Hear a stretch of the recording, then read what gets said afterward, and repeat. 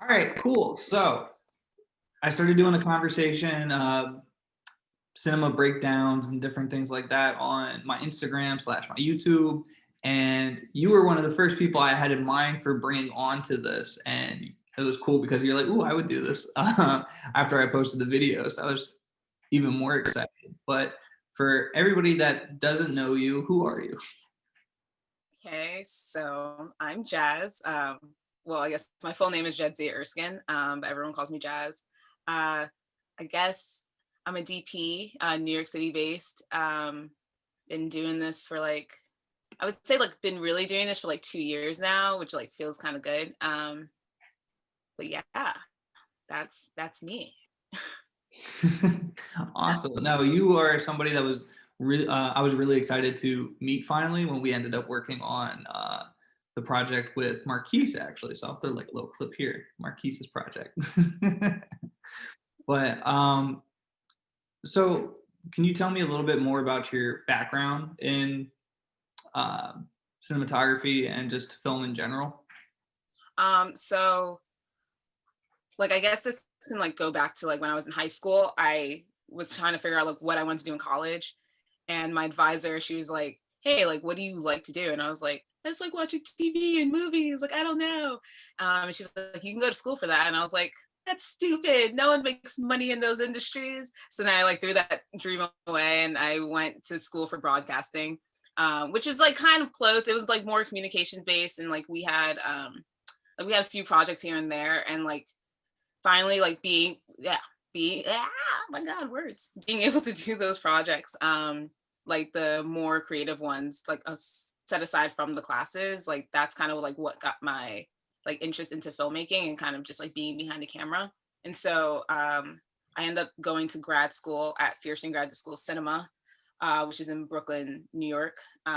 They were a new school. My mom heard about it through a friend and was like, "Hey, if this is something you want to do, then maybe apply for the school." And I applied, and I felt like my interview was garbage, but I somehow got in. Um, but yeah, and so I remember being in my production one class and being around all these people that have already they either already been in the industry or they at least knew a lot more than I did. And I just remember being like, "Oh no, I don't belong here." Everyone's above and beyond ahead of me. But for some reason I decided to stay. And 3 years later, I graduated with a master's in cinematography. And I've been able to travel the country and just do a bunch of short films with a bunch of great people. I was able to shoot a TV show, a couple episodes of a TV show. And from there I've just been getting work since I've graduated in May of 2019. I've been getting a lot of freelance things here and there, either ACing or shooting my own stuff. And actually this thing I shot back in July actually just got into a festival, the Paris International Film Festival. So go us. Oh, It's called that's nuts. War. Yeah. So that was really exciting. Actually, I think I was just on a live with one of my friends last night, and he just finished working on a project that's going to be in the same festival. What? Oh, that's awesome. So that it just popped in my head. It's like, oh, that's really cool. Yeah, that's really Awesome. cool. So quickly, a couple things that you mentioned there, I want to just kind of elaborate on a little bit. One for anybody that doesn't know, what is an AC? Oh no. What? You like the what? Uh-oh. I was gonna say, yeah. For anybody that doesn't know, what's an AC? Oh, an AC is an assistant. So it's weird because it would make more sense for it to be a CA, like a camera assistant. I've always thought about this. 'Cause I'm like, why are we called ACs? Because then it's assistant camera. It's there to work. It doesn't make sense. It doesn't make sense. But yeah, so basically an AC, you assist the DP. So there's normally on set, there's normally a first AC and a second AC. The first AC is pretty much in charge of just maintaining the camera, making sure it's safe where it is. They pull focus. They're usually in charge of setting up the camera, building the camera out for the DP. Because the DPs normally more they're not considered above the line, but they essentially are. They're up there with the director. And their main focus is obviously the image, but the AC is kind of protecting the camera while the DP is going around and just making sure every other section of their job is happening.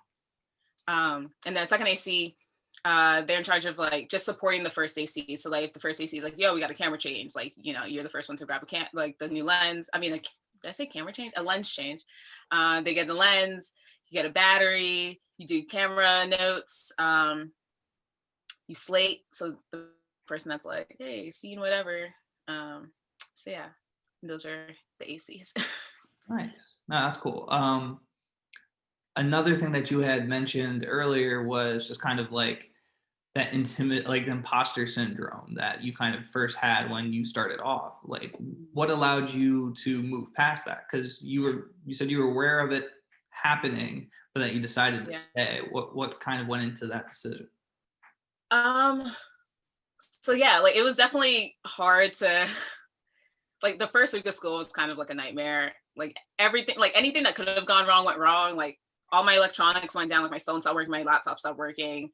I like graduated college early, and so like all my friends are still back at Susquehanna, and I'm like watching like, well, not anymore because my phone's broke, but I was watching like their Snapchats and all this other stuff, and like I was just like all sad because I'm like I'm like I think I'm still technically the youngest person that went to that school, so like everyone above me, they were like 20s whatever above, and but yeah, so I decided to stay because I ended up creating a really good group of people. So like back in that like production one class, we were told to like get into groups, and each week we had to put out different videos. And actually, crazy enough, I mean, like I don't know if you want to include this or whatever, but one of the people that was actually in my group, he like heard like when they called roll, like my name's Jadzia, and that's like from Star Trek or whatever. And he was a huge Star Trek fan.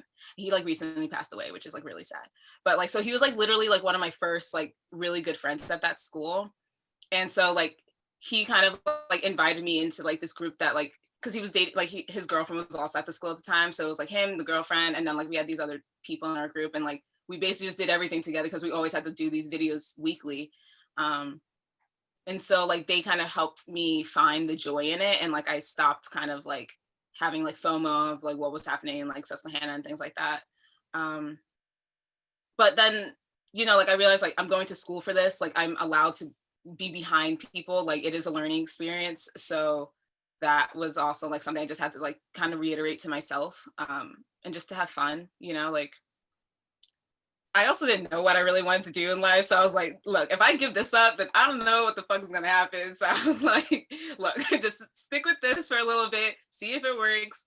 And if not, then we'll revisit something else down the line. But right now, like, this is what you've kind of put your mind to. And like, you just got to believe in yourself. So I did. And I don't know. I just feel like I did a lot of great stuff while I was there. Like I said, I met a lot of really great people. My friend just released his film, like he just like did like an Instagram release or whatever, and like we shot his film in like Key West, Florida, back in 2017, and it was like one of my first big like set experiences. But I mean, it was kind of bad because like I then imagined like all sets were gonna be like that, and it was because it was so good. And then like I got on other sets and I was like, oh no, like this sucks. but but like being able to work with those people, like I then created that family, and like we like took all these steps like through the completion. Like most of them graduated the year before me, so like up until their graduation, like I had like this like really supportive network around me that constantly told me like, Jazz, you're gonna get it, like Jazz, don't like let the haters hate, like, you know, just like do you and keep smiling and have fun, and just, you know, we'll get through. So yeah. Nice. So it seemed like you finally allowed yourself that room for growth and to understand that, you know, you had more above you, that you more potential to actually live up to. So that's really cool. Sounds like then a good support system ended up being like the next saving grace for you. Nice. Yeah. I'm gonna let my cat in because he's about to destroy the door. Mozart, come join us. I know. I thought that was really, really good information. I think a lot of people have this intimidation factor when you're looking at something so big like a film school, I think. Because even for me, that sounds really intimidating. And I know there's a lot of people who either went to undergrad for it or just never like traditionally learned basic video production stuff. And taking a leap of faith and taking a step like that can be very intimidating. So I was also wondering, on top of everything that you just said, did you have any like words of advice for people that are considering film school? Um, so definitely for me, going in not knowing that much, I feel like it was very helpful. And I would definitely recommend it to people that don't feel like they have. I'm trying to think, like, because like not like basic, not like I had basic knowledge in like camera and stuff like that, but like I guess just more like cinematic, like history stuff, and just knowing more about like these more upscale cameras and not just like your basic like I don't know like Nikon, Canon, whatever like smaller cameras. That's definitely like that definitely helps. But like I know for a fact for a lot of the people that like had already been in the industry, like they were kind of saying like it was kind of stupid for them to even go because it was like why am I here, whatever, whatever. But yeah, like I feel like if you're going in and like you, because like Tyler, if you were to go to grad school, I'd be like Tyler, you don't need to go to grad school because I feel like you- you're at the where you literally step up on the set and fucking kill it. Like I don't think like you, yeah, you're good. All right. But I mean, everyone's experience is different. So, like I said, like, yeah, for me, like, it made sense because, like, I didn't have as much knowledge as I thought I did going. I was like, oh, yeah, like, well, I could make a fucking video. That's easy. And then they were like, yeah, don't do this shit. And I was like, oh, no, I can't fucking do that. I think you should just let Mozart stay here. He clearly loves the camera, and that's how you know he's my cat. Now he's just in a box of laundry. He's a crazy cat. Gotta love it. Gotta love it. Yeah, so you kind of talked about some of the advantages for you going to grad school. Could you elaborate on what the advantages of going to a like film school could be? So yeah, there's so many advantages. It's like you have access to all this equipment. Well, I guess it also depends on the school you go to. My school is structured a lot differently than say like NYU, where I think it's more on a directing track based type of thing. Like I don't think people have as much freedom to branch out and do, or is that Columbia? One of the other schools, like it's more director heavy and like they normally branch out and find other crew roles in from like different outside sources. But like for my school, like we had this like amazing equipment room where you just like not everyone had access to it, but like as a DP, like you trained on all of the cameras and like you had like knowledge of all the lights and everything. So you had like automatic access to like use whatever you wanted. As long as it was like for a proper project. Like you can just go up and be like, yo, let me borrow the red for like 2 days or whatever. Like they flip out and be like, no. But like yeah, so like that was one the definite advantages was like being able to learn all these cameras because like now freelancing like I'm just going on set and people are expecting you to have this knowledge of like okay I'm bringing this camera and like this follow focus or whatever with like these lenses and blah blah blah blah and like you just need to know all that like they're not going to sit there and like hold your hand through any of it like the day of especially like as an AC like you normally have to do a lot of the checkouts by yourself and like if I didn't know the stuff that I did at school I would have been screwed because checkouts are not fun. And if something breaks or like you just gotta finagle something and figure it out, then I would have been fired like a long time ago. But that's one of the advantages. Another advantage is just like the networks that you make with people. So like a lot of these people, like a lot of the people from my school, they came from like different parts of the country. And then also like there was a lot of international students. But the ones that like stayed in New York, like the ones that like either graduated before or whatever or had already been working in the industry like they were able to now include you because they've seen how you worked so like I have a few friends like one of my friends Alex Brown like she was the year above me and she like works crazy now and like she'll just hit me up and be like yo Jazz we got like 3 gigs this week I need you to cover one and I'm like all right got it like done like so it's like nice to be able to have like a connection like that thank you. Wow, so it sounds like a bunch of advantages. Is there any real disadvantage to doing this besides like maybe debt? Yeah, I was gonna say the money aspect of it. Like luck, like like being in state. And like the good thing about the school is that it was connected with Brooklyn College, which is a CUNY, which is like a city university. And being an in-state student, you get like the in-state price or whatever, and being a CUNY, it's already discounted. So like it wasn't as crazy as like an NYU or a Columbia like film school would have been, which is like nice. But I mean, obviously, like you're still taking out loans and things like that. So that's definitely one of the disadvantages. And I think when I went, I was in the second class, so they were still trying to figure out the structure of the school and like how to break down different tracks and things like that, and like what the general education aspect should have been. So some of the classes that they gave us like early on, they don't exist anymore because we all complained that they were really shitty classes. So yeah, so I mean that was one of the disadvantages, but like I think now like they're kind of at a good place. Like COVID's like really taking a toll on them, because like it's a film school, like everything you do is practical, and now like you can't be in the building unless like you're on this list, and like getting on the list is like super intricate and hard, and yeah, it's annoying. And like you have this facility that's like, all the edit suites, all this stuff, and people are like really getting stressed out. But yeah. Say that last part again. You froze on my end real quick. What did I say? Oh, like because of COVID, there's just been a lot of restrictions on the building itself. So like students haven't been able to come in and out as like leisurely as they've been able to in the past. So like a lot of students feel like it's just not as worth it as it would have been, because like, like a lot of times like one, this is how you make your connections, like just hanging around in the building, like just talking to people after class and things like that, and getting lunch and things like that. And then also like we have like really great stages and like editing suites and just like a really nice facility that like students just can't take advantage of right now. And so like that's a little sad. Yeah, that is really tough. Yeah, COVID's all made us all have to readjust to how we approach things, whether that's how we film or just how organizations or schools and colleges end up operating. And it's really tough to see how this is going forward. Yeah. All right, on to a lighter subject. Equipment. Like, so you obviously got a really good opportunity to work with a lot of really cool pieces of equipment.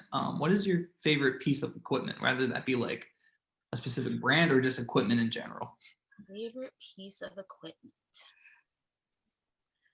See, it's bad that I have to stop and think, because you definitely gave me these questions ahead of time and I did not think about this question. So, wow. I mean, it's a very interesting question, because like I feel like I've never thought about it, because there's just so much stuff that I just naturally have to bring to set that it's not like it's a favorite, it's just a necessity. I mean, I love a good dolly. Like we used to have Fisher dollies, and those I feel like were better. Like now we have like Chapman dollies, and I feel like the Fisher ones were a little bit better, because like just like a nice dolly move just adds so much to your like to anything you shoot, and that's nice. But I didn't get to use it too much at our school, but they got Alexas like right after, well, like the week or like maybe it was like a month before we graduated, they got 2 Alexa XT pluses and an LF. And personally, I like Alexas better, because visually I feel like the image that they're putting out is just like nicer. But I guess I like those. I don't That's what I really want to get my hands on, an LF, just to see how that goes. I mean, you could always do. When I went down to Atlanta, I got to meet somebody that's worked for like Marvel movies. He worked on Blockers with that John Cena movie. Not John Cena. Was it John Cena? Blockers? Yeah. What's that? It was like this movie about like these parents that were trying to essentially like cock block their kids. That's why it's called Blockers. I mean, it sounds like something John Cena would do now, so I feel like maybe you're right. But it's also a very weird fucking movie. It's just what I remember off the top of my head about him. He was like Guardians of the Galaxy Blockers. I was like, cool. Yeah. But I was asking him a bunch of questions about cameras, because he had a lot of experience with the local 600 down there. And he was telling me a lot about the Alexa LF and saying like, if you could learn about it or even get your hands on it, do that one. So that's been on like my list for a while. Yeah, and they just came out with the Alexa Mini LF, So it's just like all the great stuff that the LF has, which is more of a studio camera because it's huge and heavy and just clunky, but like it's great in everything it does, but in the mini housing. So, but those are like expensive and hard to get your hands on. Yeah. So I know I kind of just like baffled you with the favorite piece of equipment, but is there a dream piece of equipment that you would like to work with? Yeah, so one of my dream pieces of equipment would probably be like a techno crane. Um, they like I first like really got acquainted with, like I haven't used it at all, but like I've seen them in use through Euphoria. Like they use it like for any of like those really cool moves, which is like literally all of Euphoria. It's mostly on a techno crane. Like their carnival episode where that first like intro where it's like they start at the carnival and everything. Like they're literally like, I mean, it looks like a one shot, but it's like techno crane mixed with some dolly moves, and it's just it looks really, really freaking dope. So they use techno crane on that. The scene where Rue's like fucked up at the party and she's like the room's all turning and stuff like that. That's a techno crane, but also the room was built to like turn, which is like another crazy. I'm like, who would think to do something like this? Like it's just all one cohesive move of her like leaving the bathroom and like she steps onto this platform and now this platform like just starts to rotate and she's just stumbling around and like the camera's just in this space. Yeah, it's really cool. There's like videos online, but it's like really cool. It's funny, I was having a conversation earlier in the day too, and I've been told this multiple times, but I still need to watch Euphoria. I'm gonna head out. Leave. This was great. I enjoyed this. But I need you to leave and go watch Euphoria. And I can come back. This very second. All right, I'll be back. All right, cool. I'll just be here. I'll be right. Wow, what a show. No, I Wow, what a show. high on my list. For some reason, I just started watching The Crown, so I feel like I have to like binge through this real quick and then jump back to something new.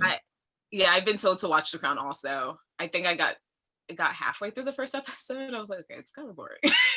but I want to see the Princess Diana stuff. My friends are like, you can't just skip to the Princess Diana stuff. You have to watch it all the way through. So I'm like, fine, whatever. And that's where I'm at, where it's just like, I'm really interested to see the Princess Diana stuff. And I'm just like, shit, I have to start from the beginning of this. Great. So I've just been like, it's been on and I've just been focused.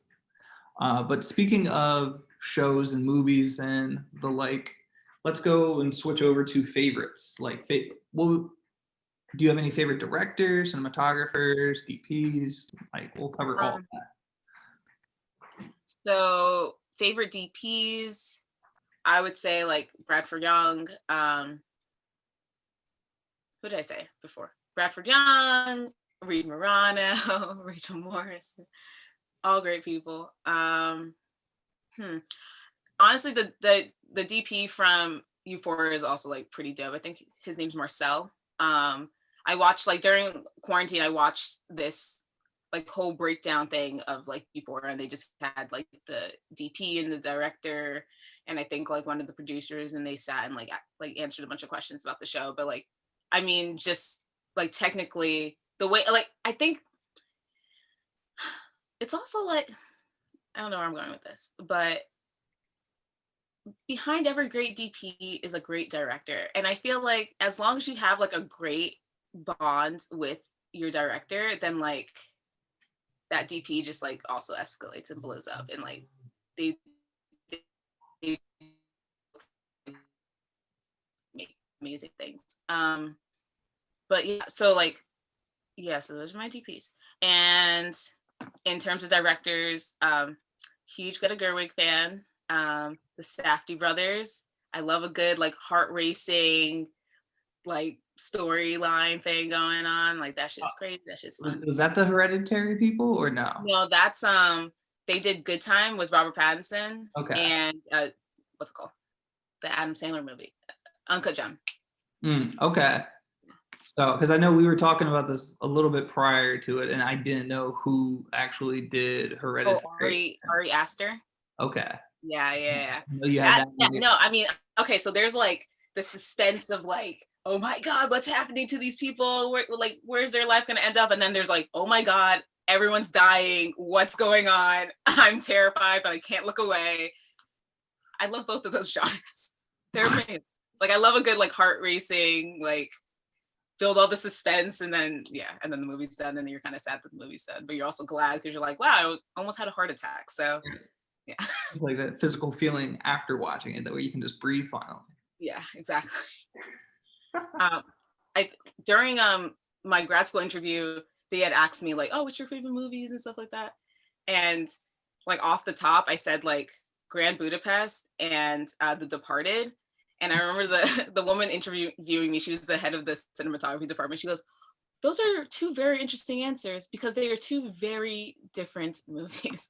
And I was like, yeah, I like, Wes's decisions to have everything like symmetrical. And I love like Martin's decisions to just do whatever the fuck he wants, like, so.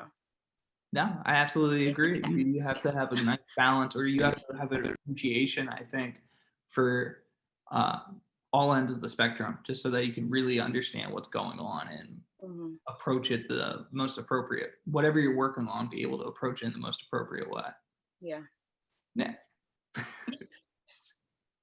All right, cool. What about some movies or shows? Like you kind of mentioned some of them, but okay, so movie Lady Bird, very special place in my heart. I think it's because like as rough, like, okay, so a lot of times like people are like, why is Lady Bird your favorite movie? And I'm like, because of the relationship that she had with her mom. I was like, that feels like my relationship with my mom. And then people were like, oh, you have a really shitty relationship. And I'm like, well, no, like, yes, like they had a really shitty relationship, but I'm just like, just a lot of aspects of it, like I could really relate to. And like, that resonated with me a lot in that film.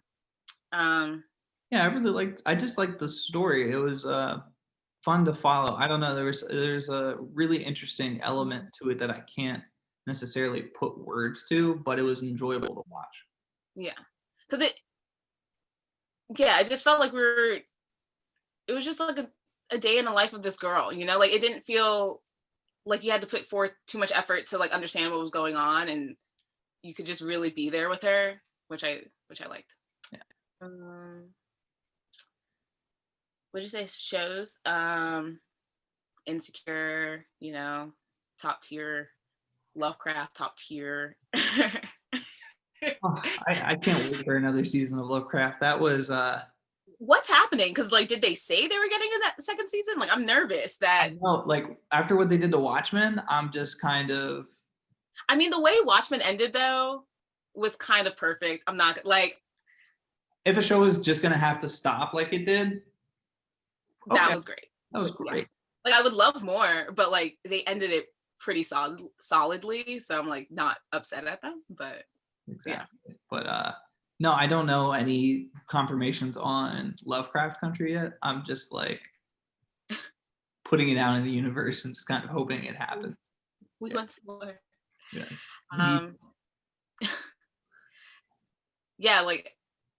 Before I had said like HBO's just been doing a lot of great stuff. I just started watching The Undoing, which I'm kind of vibing with. I only watched the first episode, but I'm a huge Nicole Kidman fan, so I was like, okay, I'll watch it. She's in it. That's it's granted too, and like is always like a solid character. So I'm like, all right, let's see where this goes. So I'm liking it so far. But yeah, like I May Destroy You was amazing.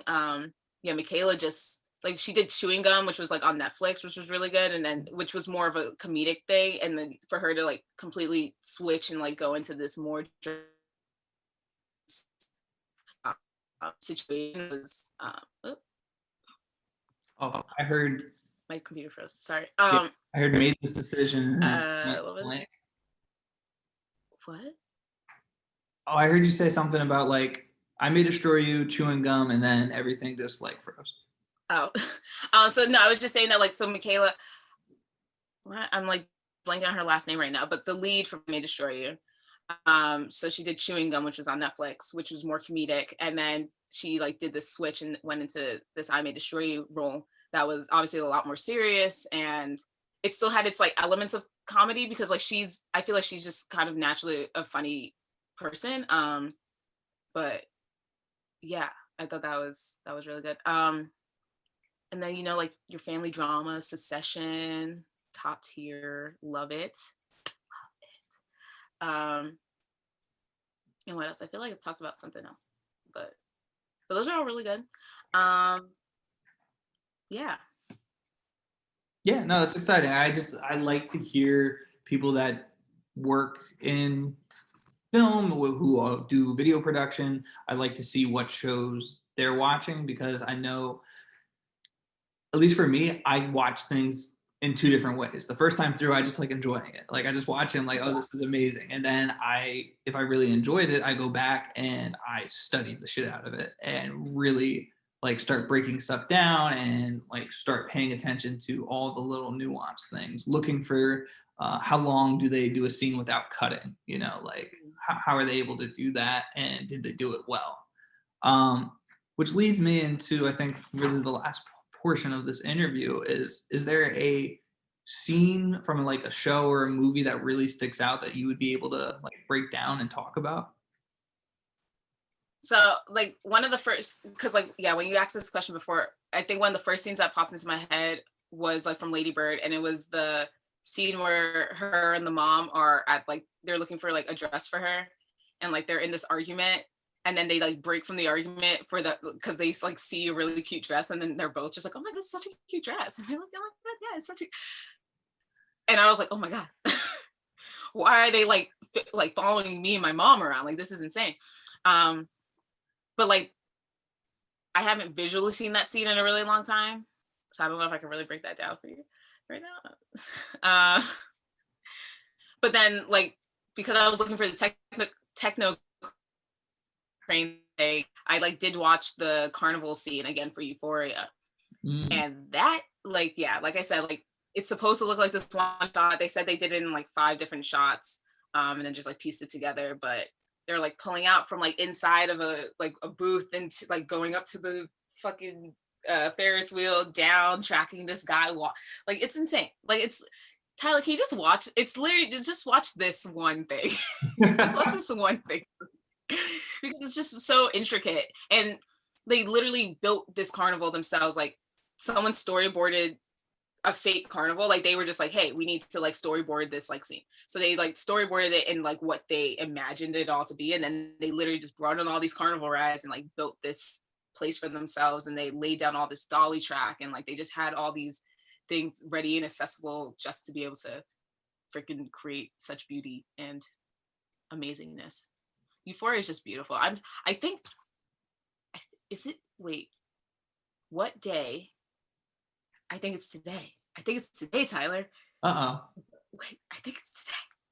I think it's today. Okay. I'm sorry. I'm seeing Sunday. Okay, a little sad. But it's literally just like, I think it's a 2-part that they're doing that's supposed to branch together the first season and the second season. But yeah. Sorry, right. I just had like a whole like, so by the time this drops, so by the time this video drops, it would have already come out. And I will have like binged the whole first season over the weekend, so that I can be ready for this. Perfect. Yes, that sounds. I think I'm gonna binge now too, also just to get like my excitement up. You have to. Like I remember when I first watched it, I was like, well, this is a stupid high school student, but then like just going to research and doing like, all this like BTS stuff, they like talk about how like they partner with the director and actually share so many of their own stories and like how a lot of this is pulled from their own lives. And I'm like, this is amazing.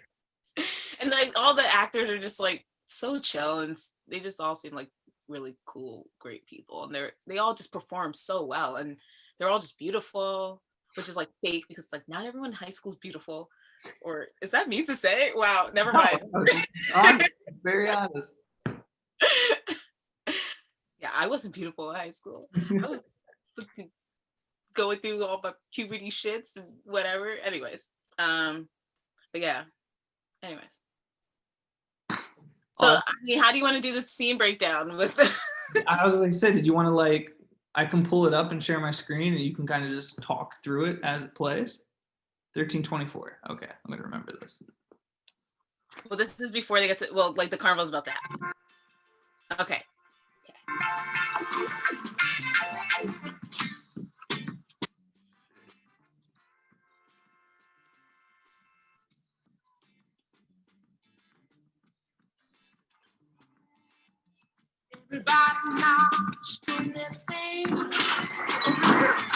Yeah, it's gonna be a good night tonight, man. Let's get this money.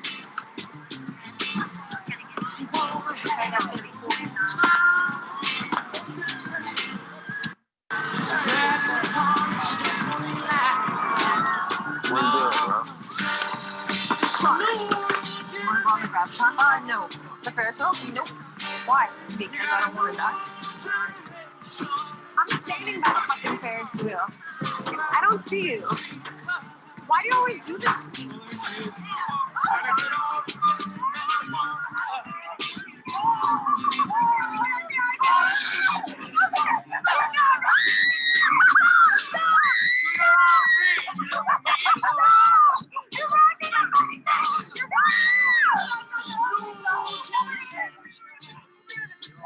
This Ferris wheel or that person? Well, how the fuck am I do it? You don't fucking tell me. Yeah, I know. I'm on my way. How am I supposed to know there's 2 Ferris wheels? Yo, why are you dressed like a hooker? What? Jesus Christ, Natty, I'm here with my parents. So what? It's the carnival. No, it's the chili cook-off. It's very important. I can't have you hanging out at the booth dressed like that. Well, maybe it'll sell better. Yo, this isn't a fucking joke, okay? Why are you being like that? Listen, my parents already don't like you. What? Go home, get changed, and come back looking like a person. Fuck.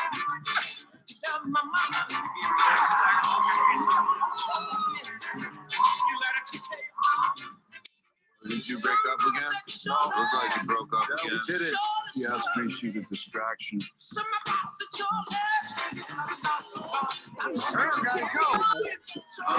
That was yeah. Okay, cool. So what I think we should do is we're gonna start this over. I'm gonna mute it though. Okay. And then you could just talk the scene out. Oh man. Because there's a couple things I really liked about it. It looks like a one shot, but you said this is like pieced together with like 5 takes, right? Yeah. Like 5 different Yeah. things. Yeah. Yeah. Because they like switch around with like the different camera gimbal methods or whatever. I don't know what word I'm looking for. Yeah. But yeah, so this is like where they use the techno crane with also like they use like basic dolly like on a lot of track, which is like all those tracking shots like with the crowd in the foreground and stuff like that. That's like, I think they said it was like 40 or 50 foot of track that they just like laid down and they were just like, go. Yeah, so that's gonna all be perfect for this scene. So I'm gonna hit play and you can just talk it out with me. Okay. All right, so this is the beginning of the scene, right? Yes. So this is the beginning. And this is on a techno crane, which is that crane thing on a ball.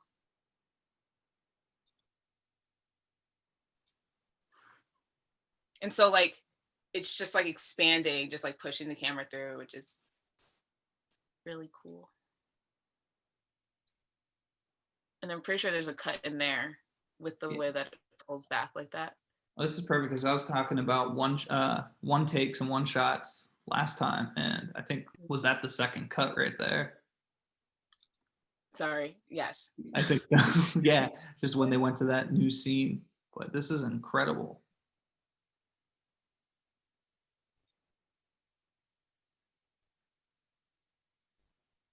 Oh, it's like. I think there's another cut coming up here. I don't know. It reminds me of Birdman. Yeah. Where they had all those really like it was set up to be like a one take. But I mean, I feel like it was set up to be one take, but it was very obvious that they were doing cuts. Yeah. Because like they would do the whole like I don't know, like cover the camera with something black and then it would like open up to something else. Right. But this is a lot more smooth. Yeah. Very smooth. And you said they accomplished this by placing out tracks? Yeah, so they did a lot of tracks for like all these like shots of like all the people walking. It's just like tracks down, just with a shit ton of stuff in the foreground to make it look more dynamic.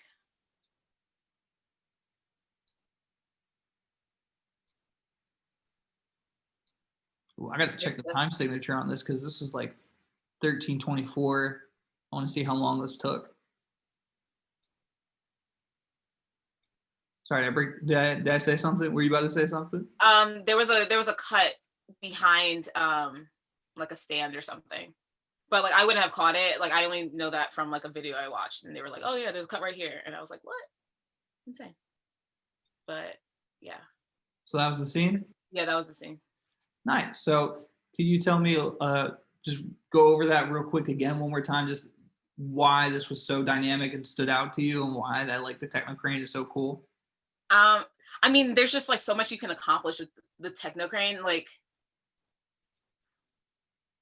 in a way that's like similar to like a dolly, but obviously like you can't boom as far up as a dolly with like, I mean, you can't do as like such crazy moves with like a dolly as you can with like a techno crane. But I mean, it stood out to me because it's just like so fast paced and just trying to link all these characters. It's like, okay, all like these are all the main characters, and now we know that each of them are this story line throughout this episode. And just like having that navigation and like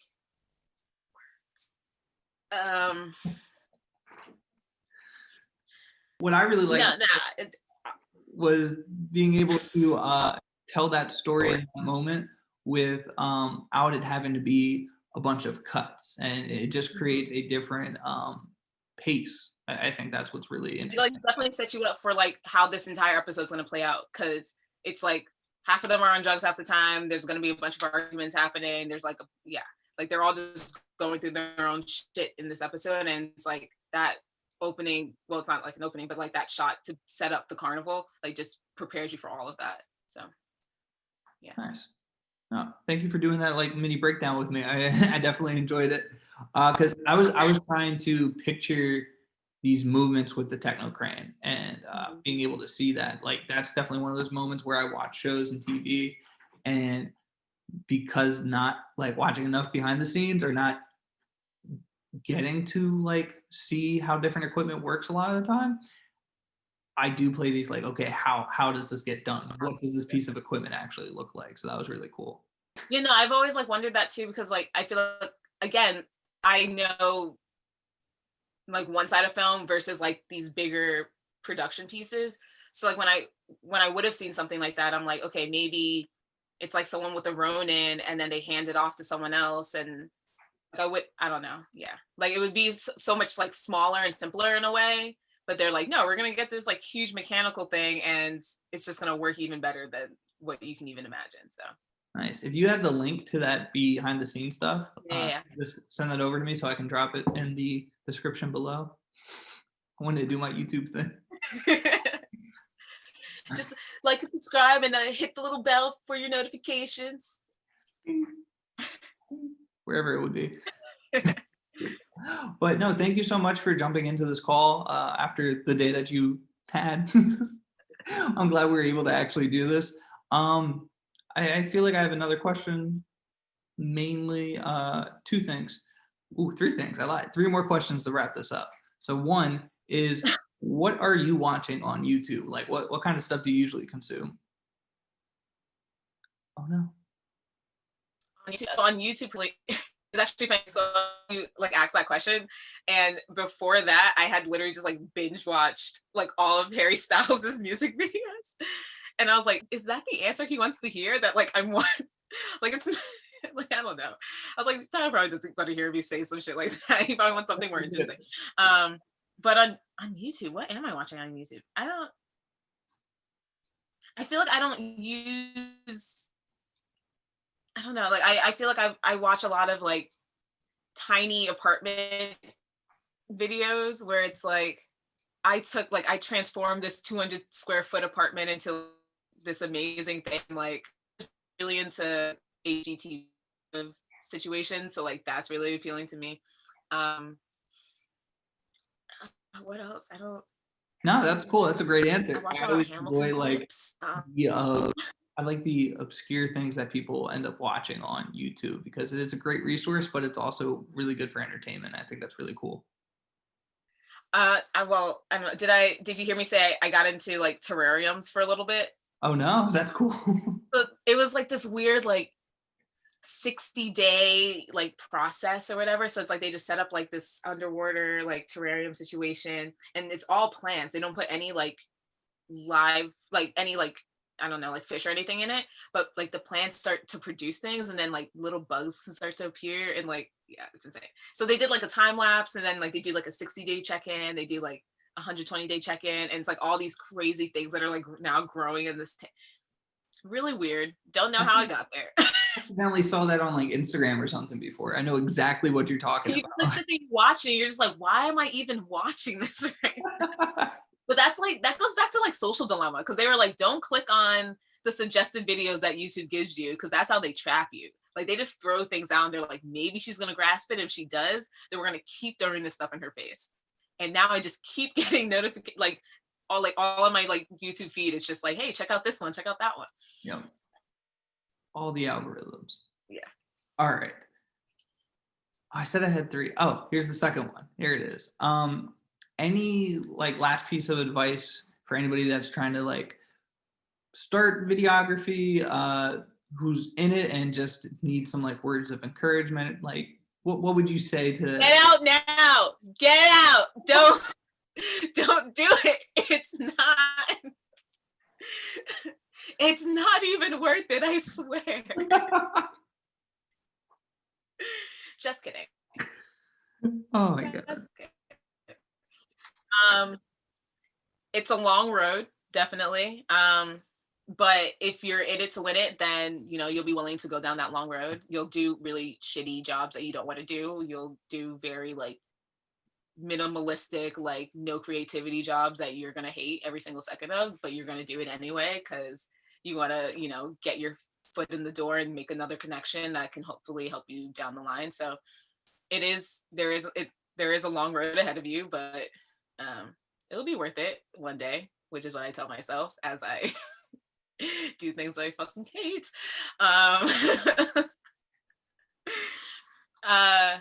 No, you had like a first part of that question, like not just words of advice, but something else.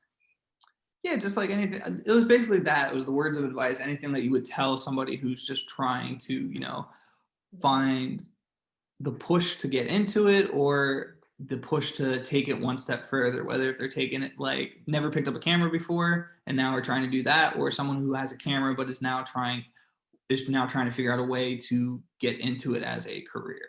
Mm-hmm. I feel like I heard you say this before on like one of your morning talks with Marquise, about like, there's like, I think you were talking about applying for a job and you were just like you didn't know like one of the requirements, like you didn't have all the requirements or whatever, but like you were like, if I let that hold me back, then like there's a bunch of other people that are also letting them like that hold them back. But like if you're the one that takes that step forward, then like, you might be the one to get the job or whatever.